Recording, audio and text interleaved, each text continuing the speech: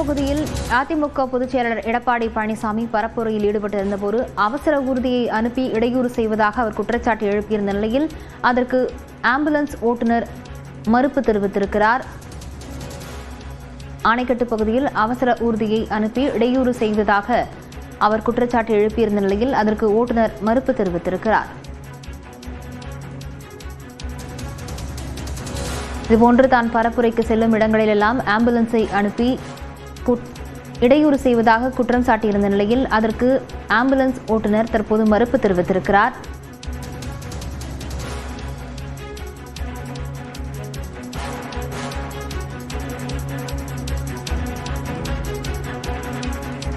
இது தொடர்பான விவரங்களுடன் செய்தியாளர் செல்வம் இணைந்திருக்கிறார். செல்வம், விவரங்களை பதிவு செய்யலாம். கண்டிப்பாக லாவண்யா. அதாவது நேற்று வேலூர் மாவட்டம் அணைக்கட்டு சட்டமன்ற தொகுதியில் அதிமுக பொதுச் செயலாளரான எடப்பாடி பழனிசாமி பரப்புரை மேற்கொண்டார். அவர் பரப்புரை மேற்கொண்டு இருந்த போது அப்போது அவ்வழியாக ஆம்புலன்ஸ் ஒன்று குறுக்கே வந்தது. இதனால் அவர் ஆத்திரமடைந்து ஒவ்வொரு முறையும் தான் பரப்புரை மேற்கொள்ளும் போதெல்லாம் ஆம்புலன்ஸ் வருவதே வழக்கமாகிவிட்டது. கிட்டத்தட்ட 30 பரப்புரையின் போது இதே போல ஆம்புலன்ஸ் வந்துவிட்டது. இதனால் ஆம்புலன்ஸில் உள்ளே யாருமே இல்லை. அடுத்த முறை இது போன்ற ஆம்புலன்ஸ் வழியில் வருமையானால் ஆம்புலன்ஸை ஓட்டிக் கொண்டு வந்தவர் இதே ஆம்புலன்ஸில் செல்ல வேண்டி இருக்கும் என எச்சரிக்கை விடுத்திருந்தார்.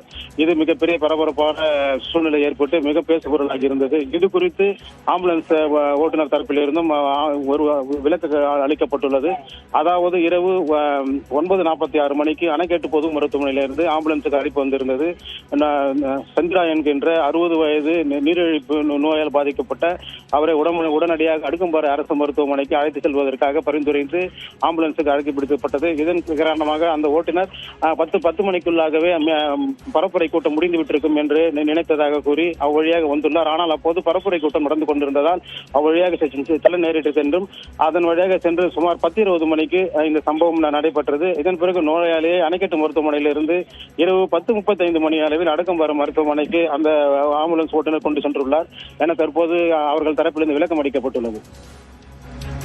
விவரங்களுக்கு நன்றி செல்வம்.